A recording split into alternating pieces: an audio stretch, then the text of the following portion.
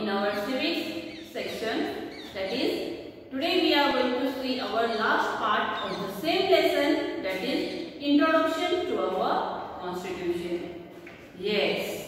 Okay, in previous videos we have seen the meaning of constitution, provisions in the constitution, necessity of the constitution and what is administration.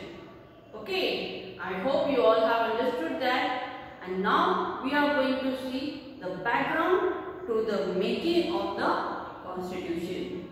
Okay, मतलब constitution बनाने के पहले के बारे में हम लोग देखेंगे on the background. Okay, means after independence, आपको पता है when we got the independence? Can you tell me? Yes, 15th August 1947. Before that, who were governing our country, means ruling our country? British. Yes. But after independence, our Indian leaders, they thought to have a constitution, means our country should not be governed by the rules made by the British. The rules which were made by the Indian, on that basis our country should be governed. Okay, and they decided to make constitution of our country. In that period, British period, only India was being divided into 3 different parts: Bombay, Madras, and Bengal. Some places it was being administered by the princely states. Okay, and somewhere there were people's representatives. But now they had decided that full India should be governed and have a same laws and rules to all and one. Okay, now when it was decided of making the constitution, the 1946. Okay, and Rajendra Prasad were the president of the Constitution Assembly. Constitution Assembly, a committee which has been established with a view of making constitution. That is known as Constitution Assembly. And Dr. Rajendra Prasad were the president of Constitution Assembly. Dr. Babasaheb Ambedkar was the chairman of Constitution Assembly. Okay, there were 299 people in this assembly. Okay, now let's see our next part, that is background to the making of the constitution. The process of making of the Indian Constitution started in 1946. कब start हुआ? 1946. The leaders of the freedom movement insisted that independent India, मतलब स्वतंत्र Bharat, will be governed not by the laws made by the British, but by laws made by Indian themselves. मतलब जो हमारे स्वतंत्र भारत है वो ब्रिटिश के रूल्स के ऊपर नहीं चलेगा, वो उन लॉज पर चलेगा जो इंडियन ने खुद ने बनाए हैं. And a committee was established to prepare the constitution of independent India. और यही वजह थी कि एक कमिटी एस्टैब्लिश की गई इंडिपेंडेंट इंडिया का कॉन्स्टिट्यूशन लिखने के लिए. It come to be known as Constitution Assembly. You can underline this, that a committee was established to prepare a constitution of independent India. It came to be known as Constituent Assembly. What is Constituent Assembly? We will see now. India became independent on August 15, 1947. Before that, the British ruled over India. Okay, they had divided India into provinces like Bombay, Bengal and Madras for the convenience of administration. As I told you earlier that British who ruled over India before independence, they divided India into provinces like Bombay, Bengal and Madras for the convenience of administration. The administration in these provinces was carried out by people's representatives. Similarly, the local princes were carrying out the administration in some areas. Such areas were known as princely states and their chiefs were known as princes. The representatives of the provinces and the princely states were included in the Constitution Assembly. There were a total of 299 members in the Constitution Assembly.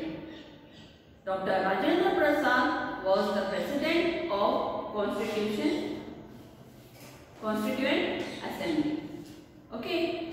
Now, see students, means their British rule for their administration, they have divided India into different provinces, Bombay, Bengal, Madras and all that, for the convenience of administration. But who were looking after them? Some people representatives, similarly some local princes were carrying out the administration in that area. Such areas were known as princely states. उन areas को क्या नाम बोला जाता था? Princely states, और वहाँ के चीफ जो थे they are known as princes. And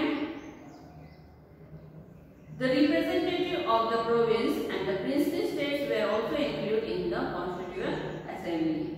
उन लोगों को भी इस चीज में शामिल किया गया. और कितने मेंबर्स थे कॉन्स्टिट्यूएंट असेंबली में? 299. And Dr. Rajendra Prasad, he was president of that committee or assembly. The contribution of Dr. Babasaheb Ambedkar.